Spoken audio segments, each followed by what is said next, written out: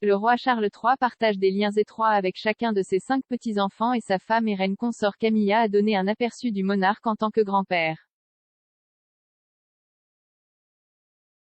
Le roi Charles III est connu pour ses idiosyncrasies, mais lorsque la reine consort Camilla a dévoilé le comportement excentrique de son mari avant son 70e anniversaire il y a quelques années, elle a révélé certains de ses talents les plus inhabituels et les moins connus.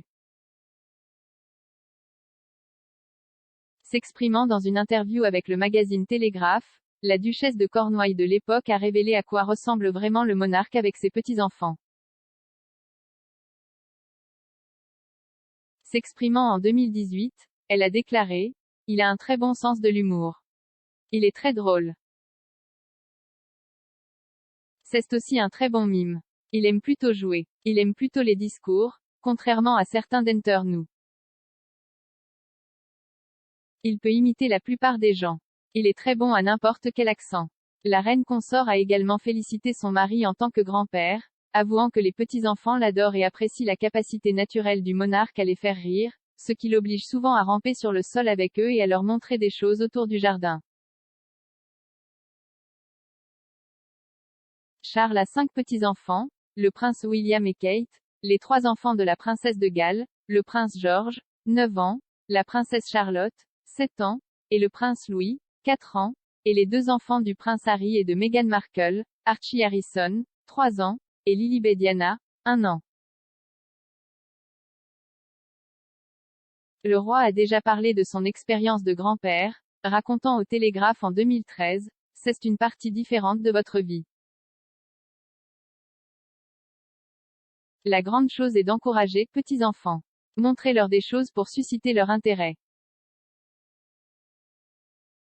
Ma grand-mère faisait ça, elle était merveilleuse.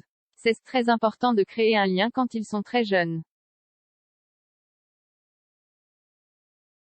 Lorsque Louis, son 3e petit-enfant royal, est né en 2018, Charles a déclaré : « C'est une grande joie d'avoir un autre petit-enfant, le seul problème est que je ne sais pas comment je vais les suivre. »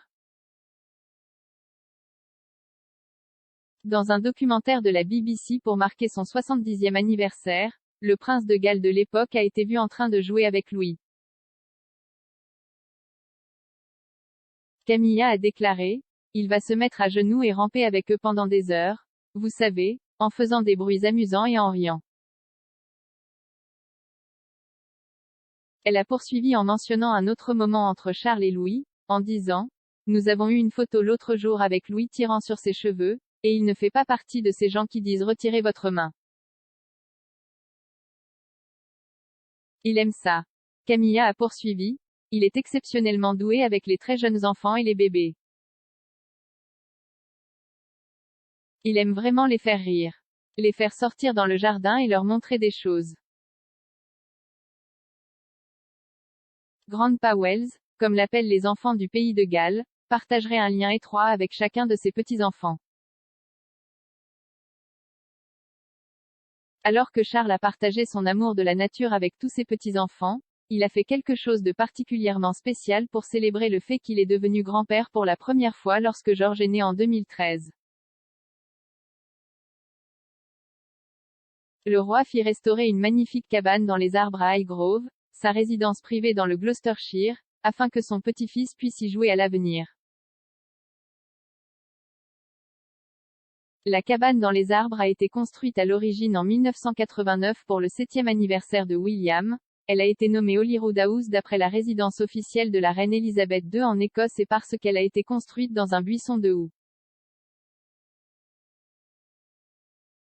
Highgrove est connu pour ses jardins spectaculaires, largement cultivés par le roi dont la passion pour le jardinage est bien documentée, et la maison de jeu préside une zone connue sous le nom de The Stumpery, du nom des vieilles souches d'arbres et des bûches qui se trouvaient à proximité. Charles a également rendu hommage à son premier petit-enfant à Birkall, son domaine écossais, en plantant un arboretum.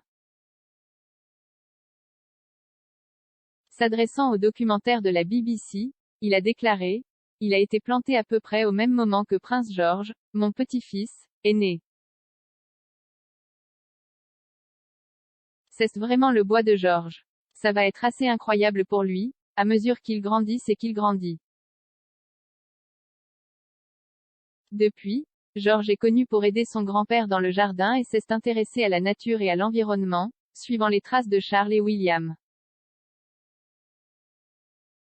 Mais, Charlotte semble occuper une place spéciale dans son cœur. Lorsque sa première petite fille est née en 2015, Charles s'est extasié. J'espérais une petite fille, quelqu'un pour s'occuper de moi quand je serai très vieux. Alors que Charles a passé moins de temps avec Archie et Lilibet, qui vivent de l'autre côté de l'étang en Californie, il est entendu que le roi entretient une relation avec les enfants de son fils cadet. Les Sussex ont démissionné de leur rôle au sein de la famille royale et ont déménagé aux États-Unis en mars 2020. Archie n'avait que 10 mois à l'époque et Lilibet n'est que plus d'un an plus tard. Jusqu'en juin, les enfants de Sussex n'étaient pas revenus ni visités au Royaume-Uni. Il a été rapporté que le roi était resté en contact avec Archie et Lilibet via des appels vidéo.